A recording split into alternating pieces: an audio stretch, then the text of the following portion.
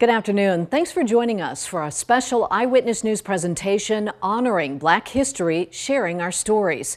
For the next half hour, we'll look at some of the unique stories from the past and present right here in the state line, as well as look back at how Black History Month got started and its roots where it started right here in the Midwest. But we begin with an amazing find right here in Rockford. A special portrait is now on display at Midway Village. It's of a former slave who made his way to Rockford. We take a look at how his picture ended up on the walls of the museum 94 years later.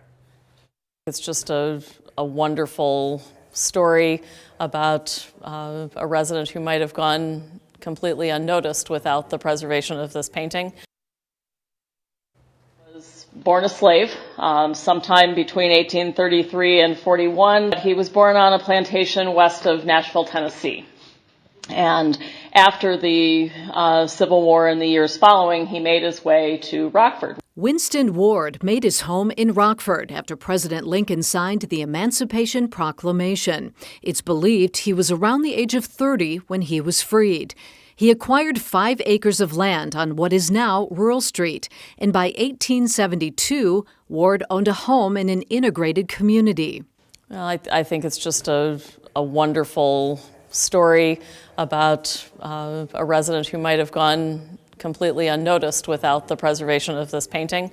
That just tells us a lot more about the early residents of the Rockford's Black community. A portrait of Ward is now on display at Midway Village. It's dated 1929, just 2 years before Ward would die.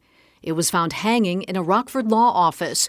No one knows how they got it, but on the back of the canvas was a newspaper clipping about Ward. Ward was married, and only 2 of their children survived to adulthood. The Reverend of Rockford's oldest African-American church wonders if Ward was related to any of the founders of Allen Chapel AME.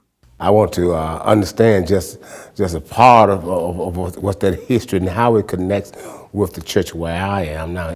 Probably had been lost or overlooked, but now it's beginning to be revealed, and that gives me excitement that yes, another part. As a matter of fact, I'll probably go home and look for myself starting today.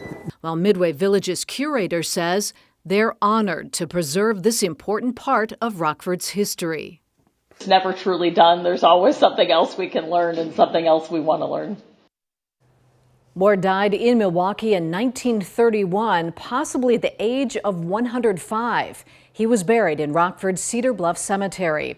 Allen Chapel AME Church was organized by a former slave who ran the Underground Railroad and fought in the Civil War. Another exhibit focuses on the ways the Black community in Rockford created social outlets during segregation. It's called A Sociable City African American Clubs and is set in the mid-century. One of the curators says the research process was eye-opening. After doing some of this research, you really feel connected to the research that you do and the information that you find. So looking at the El Dorado Club, the Tuxedo Club, the Lush Head Club, it's almost, you want to go back to that time and you want to be there and you want to go into the clubs. But unfortunately, you have to live vicariously through the information you find in the pictures and the stories from other people that tell it. You can check out all the exhibits at the museum through the rest of the month. Next, showing love through art. And she called me and said, "George, I want to see you after class." I said, "Oh boy, I'm into it now." Scott Leber introduces us to a local man who uses paper and a pencil to honor Black athletes. And later, hear the music and legacy of the King of Blues. We'll check out the B.B. King Museum and Delta Interpretive Center when Eyewitness News honoring Black history, sharing our stories returns. And welcome back. Different people have different ways of expressing their appreciation for Black history. Scott Leber introduces us to a Freeport native who expresses his passion for Black history through art. This is a newspaper from 1951 when Freeport won the championship. George Triplett has rooms in his home filled with memorabilia of famous Black athletes and sports teams. This is the old National Black Baseball League. He even has Muhammad Ali's autograph from the time he met Ali in Indianapolis. I told him write it to the triplets. He has a stamp collection that includes famous black athletes. And everywhere there are photos of famous black athletes and famous black musicians like Smokey Robinson and the Miracles, Dizzy Gillespie, and Michael Jackson. Much of Triplet's collection centers around the many great athletes in Freeport history, like former World Boxing champion Gerald McClellan, former Harlem Globetrotter McKinley Deacon Davis, former Olympic basketball player Carl Kane, and running back Preston Pearson, who played in 5 Super Bowls. And then there's something that is uniquely George Triplett, his drawings that he did himself. There's Joe Louis, the former boxing champion, Martin Luther King, James Brown, and this one with Walter Payton and Ali on it. Now, art is a great thing. Triplett first discovered his talent for and love of drawing when he was about 13 and living in the St. Vincent Orphanage in Freeport in the 1960s. The nun was there, and I was drawing a horse, thought I was anyway. And she called me and said, "George, I want to see you after class." I said, "Oh boy, I'm into her now." No, he wasn't in trouble. Instead, the nun praised his work and encouraged him to continue with it. After Triplett graduated from Freeport in 1969, his artwork didn't pay the bills, so he got a job with Commonwealth Edison as a lineman. He even has drawings of that. And I was one of the first blacks hired there. This is a charcoal drawing that I have that I done of this young lady. The hair was something I had never done before. I used charcoal in the background. Triplett's favorite drawing is one he did of his grandmother. I've done some pictures much better than my grandmother, but it's one that's really close to her, and it's exactly what she is. Black history. It's at Triplett's fingertips, just the way he likes it. But when you look back and see the black history and the many, many hundreds of black heroes, you can never do them all. Triplett sometimes displays his drawings and memorabilia at shows around the area. He's more than happy to share what he knows about black history. Staying with sports, Rockford's Ethnic Heritage Museum honors black baseball players throughout history. The exhibit looks back on the Negro Baseball League and its players like Buck O'Neil, Josh Gibson, and Satchel Paige, as well as Jackie Robinson and Hank Aaron. There's even a Chicago Cubs section with autographed items. While baseball mirrored segregation in the United States, it also helped give players a chance. Because of the baseball, it gave us an opportunity to do better financially and socially. And it also gave us an opportunity to show our accomplishments, to show what we could do best. The exhibit will be up through April. Next, a sense of belonging. I think we're making a difference. How a local college is working to make all students and staff equal when Eyewitness News honoring Black history and sharing our stories returns.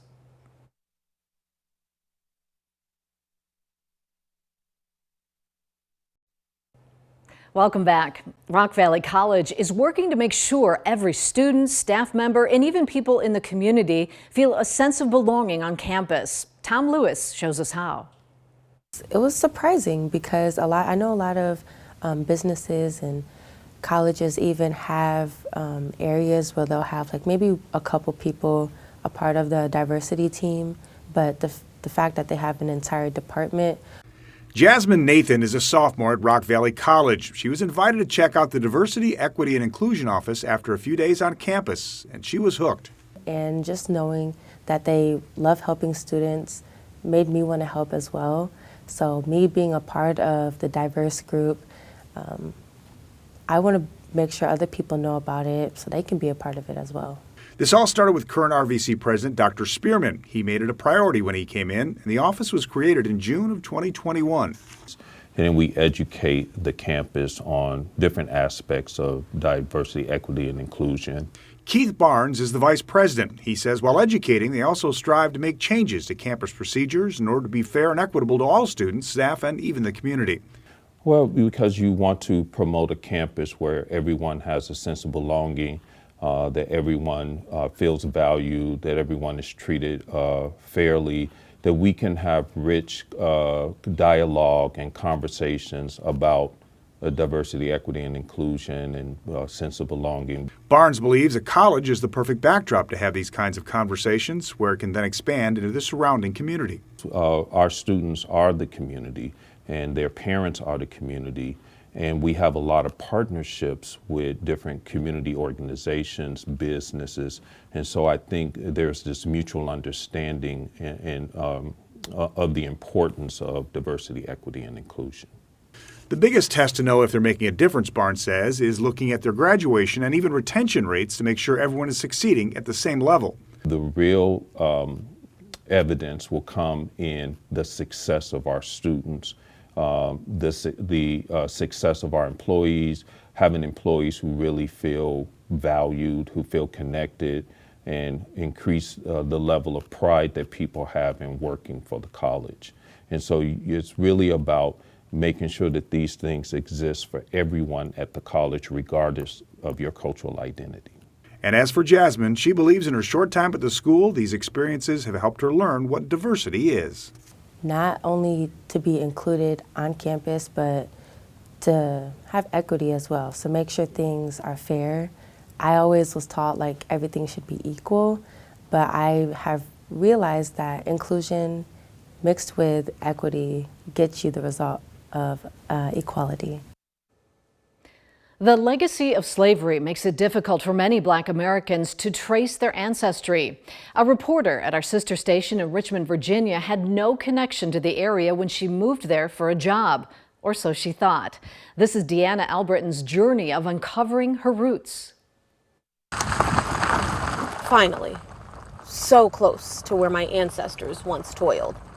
Part of the former Mount Airy plantation in Warsaw, Virginia, not some unknown Alabama cotton plantations like my family once thought. The connection from Alabama to Virginia through a man named Albert Wormley, born around 1845, a link Library of Virginia archivist like Lydia Newroth helped me verify after I spent hours and hours researching. I'm curious about the other side, so how you worked back from like what you've been able to trace from your most recent ancestors to make the jump to Albert. So going back from like my grandfather Percy. Yeah. Yes. Working backwards from my mom's father, my grandfather Percy Wormley. His father was Albert Wormley, who can be traced through marriage records and census records showing that Albert living in Perry County, Alabama with Albert Wormley Sr., my great-great-grandfather. That's where the historian Richard Dunn says Albert Sr. and his family members were sent between 1854 and 1865, along with 218 other enslaved people, all leaving Mount Airy Plantation to work the cotton fields of Alabama. Okay, so his parents were eventually moved to Alabama. Yes. Their painful story of family separation, not unfamiliar for Black people enslaved in the U.S., but clues in the census, some family members living near Albert Sr. in the same township decades later are heartening. Like you're seeing these actual names from like, Virginia show up in Uniontown? In that area. In that area. Some family, not already sold, reunified in small ways, and the key I needed. I feel like you've gotten more confirmation than most people doing their family history ever get. I would be pretty confident in saying that this is the same person. Feeling certain now, I delve further back from Albert Sr., looking for connections up my 148-person pre-emancipation family tree, all enslaved at some point at Mount Airy. Both born in 1766. My oldest known family, Frankie and Israel Yateman, found in some of the earliest surviving will and tax records. That's Israel. The joy in finding an ancestor amid the sea of pain so many African Americans know well, seeing a human family name listed as property next to a chair. But in all the trauma uncovered in this process is so much triumph that my great-great-grandfather, 20 years old when the Civil War ended, survived, that I, 158 years later, have thrived, pursuing my passion, working for pay, just 1 hour away from where he and generations of my family toiled for none at all. I have become my ancestors' wildest dreams. And still ahead, inside the history of a living landmark, how the building played a crucial role in the lives of African Americans in the Midwest and its role in the origins of Black History Month when Eyewitness News honoring Black history and sharing our stories returns. Welcome back. Every year, we take the month of February to honor the contributions of African Americans to our country. The idea started in a YMCA in Chicago that served as a safe space for Black people. Lauren Jiggets takes us to the building that houses the history of Black History Month.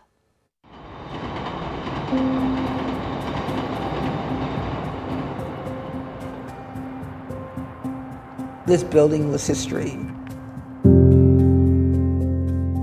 Remember the past, restore the promise. It's reflected in every painstakingly restored detail of the former historic Wabash YMCA in Bronzeville.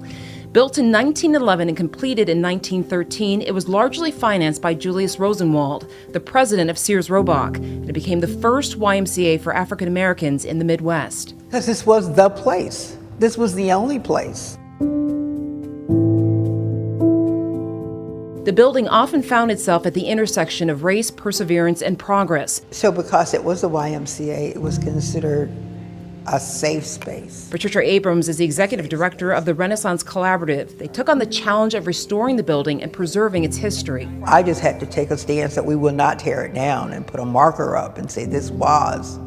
We just needed to work with everybody to save it. And I think that was a testament of what the Y had meant, this particular building had meant to the African American community from the time that it was developed in 1911. And the preservation of history is the heart and soul of this building. It was here at 38th and Wabash that Black History Month was born. Dr. Carter G. Woodson had been barred from attending American Historical Association conferences despite being a dues-paying member. Inspired by his experiences at the Y and the Bronzeville neighborhood, he and a small group met here at the YMCA and formed the Association for the Study of Negro Life and History. And in 1926, he created Negro History Week. It was really around lifting up those African Americans who had made great contributions to the American society, but they were not recognized as such. Dr. Woodson found little desire amongst white historians to recognize Black history, and so he sought to record and preserve those accomplishments on his own. Most of them had been stolen. And you know, when you steal something and put a patent on it, it becomes yours. And while Woodson was preserving history here, the building fueled the present. It was an academic, social, and cultural center. Babies were weighed here. African Americans finally had a place to learn to swim, and women joined the swim team. Pullman porters had a place to sleep, and it was a place for men to collect their paychecks during the race riots. This was considered a safe space. So although people could not cross over State Street, they could take the train to work. They could only pick up their checks here. In the ballroom, William Edward Scott unveiled this mural in 1936, a young man in a big city looking at the original YMCA symbol, surrounded by avenues of opportunity. And yet the once bustling rooms here grew quiet, and the building fell into disrepair in the 70s. Most of this was in shambles. It was a long journey. The Renaissance Collaborative fundraised and found specialized craftsmen to tackle the intricate details. The community has a role to play in the safety and welfare of future generations. So we saved this building primarily for the people who were going to come afterwards. And it's still a work in progress, but it's a living landmark over 110 years of history that continues today. It is once again a community resource, including supportive housing, job training, and a culinary program. A rebirth for the historic Wabash YMCA. I think when we don't remember our past, we forget from which we've come and how far we've come. Lauren Jiggets, WGN News. Next, honoring the King of Blues, we go inside the museum dedicated to the Delta Blues and music legend B.B. King. When Eyewitness News honoring Black history, sharing our stories returns. Welcome back. In the 1960s, a new sound started to emerge in African American communities, funk. Most notable was James Brown. Allison Jens shares the story of its origins and connections to thousands of songs. Dayton, Ohio leads the country and the world in funk music. And Dayton, Ohio is the most sampled city in America for funk music. The Funk Center founder and CEO, David R. Webb, says Dayton produced some of the top funk bands in the 70s and 80s. We always say the Ohio players, Slave, Fazo, Heatwave, Lakeside, Steve Arrington, Shirley Murdoch, Zapp, Roger. It goes on and goes on and goes on. These artists having influence on music outside of the genre and into music today. Gin and Juice from like that stuff. Even the Red Hot Chili Peppers did a remake of Roller Coaster. So it's so many groups. I can go on and on. I don't want to miss nobody, but it's tremendous how Dayton is being sampled. Webb says funk music is an integral part of Dayton's Black history, and the Funk Center's mission is to continue to educate people, especially kids, about the significance the music had. We don't want Dayton history to go away. That's very important. We want to keep funk music in Dayton, Ohio, because people all over the world come to Dayton, Ohio, like for the Mecca of funk. That's right here in Dayton. From funk to blues, the town of Indianola in Mississippi only has about 10,000 people, but it does have Club Ebony, a club owned by B.B. King. LBJ shows us how it's now a museum dedicated to King's legacy.